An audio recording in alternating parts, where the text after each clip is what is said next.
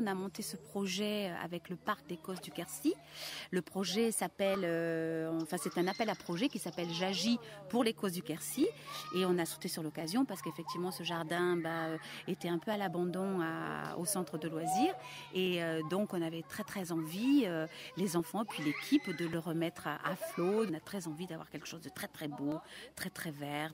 On a vraiment une grande ambition par rapport à ce projet. J'agis pour les Causses du Quercy fait partie de cette démarche éducation au territoire. On a envie de travailler avec tous les gens qui sont de près ou de loin préoccupés par ces questions de territoire, d'environnement.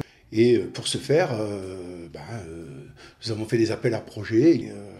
Nous les espérons pérennes et nous espérons que ça permettra à beaucoup de gens du territoire, parce qu'on travaille aussi pour eux, à mieux connaître et à mieux apprécier leur territoire. Nous avons envie un petit peu de faire découvrir aux enfants toutes les façons en fait de cultiver pour ensuite bien manger et bien se nourrir et bien grandir avec de bonnes vitamines, etc. Donc là actuellement, nous sommes sur la ferme de Pêche-la-Rive à Bouziès, un endroit formidable où les fermiers en fait produisent de façon bio. Et là, les enfants sont en train de découvrir tous les insectes qui butinent et qui pollinisent. Et moi, j'adore quand ils sont là au milieu des framboisiers en train de chercher les insectes et de comprendre pourquoi ils sont là aussi, les insectes. Et toutes ces choses-là sont vraiment très importantes, je trouve. Et les enfants s'y amusent beaucoup et s'y retrouvent, je crois, beaucoup. Et ensuite, nous irons voir dans notre jardin à nous, à l'Albin, nos insectes à nous. Vous vous rappelez comment il s'appelle ce petit insecte? Une cétoine. Les imprégner de la vie de Pêche-la-Rive. C'est-à-dire que, on avance un pas et puis on voit des insectes, on voit un framboisier avec des fleurs, on voit aussi les cerises qui ont déjà des cerises, elles sont toutes vertes, on ne peut pas encore les manger, mais on va prendre une feuille pour reconnaître.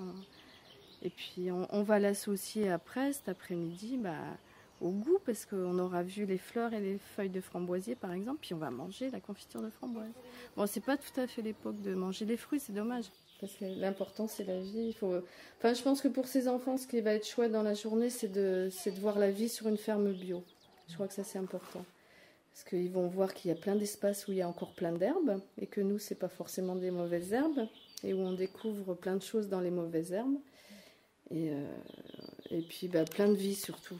Dans l'eau, la vie dans les plantes, la vie dans toute la nature. Je crois que ça, c'est important à faire passer aux enfants. Ça s'appelle l'autonecte.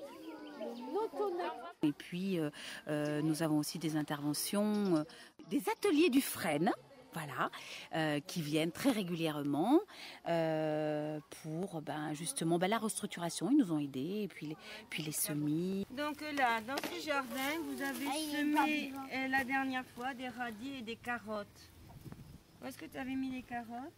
Je crois qu'ils étaient... C'est une association qui a son siège à Avarer et qui, depuis quelques années, on fait de l'éducation à l'environnement sur le terrain.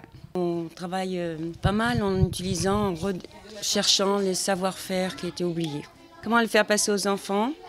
Et puis on a fait connaissance avec les jardins carrés, il y a déjà quelques années, et qui permettent aux enfants d'avoir un espace qui leur est réservé et un espace d'expérience expérimentale pour vraiment, petit à petit, créer leur propre jardin. Ils y mettent un peu ce qu'ils veulent, mais avant, il y a des petites expériences de fête. On leur enseigne pas, on leur permet de découvrir comme ça le geste qu'il y aura à avoir. On leur propose différentes choses. Ils choisissent, ils font la différence en ce qui conviendrait mieux et pas, quoi. Puis c'est en faisant, qu'on apprend le plus. Puis on fait des tas de visites aussi dans la région, sur le parc, parce qu'il y a des tas d'endroits très riches. Moi, j'ai envie de faire découvrir aux enfants toute cette richesse, afin qu'ils puissent justement après le transmettre, le faire découvrir aussi à d'autres.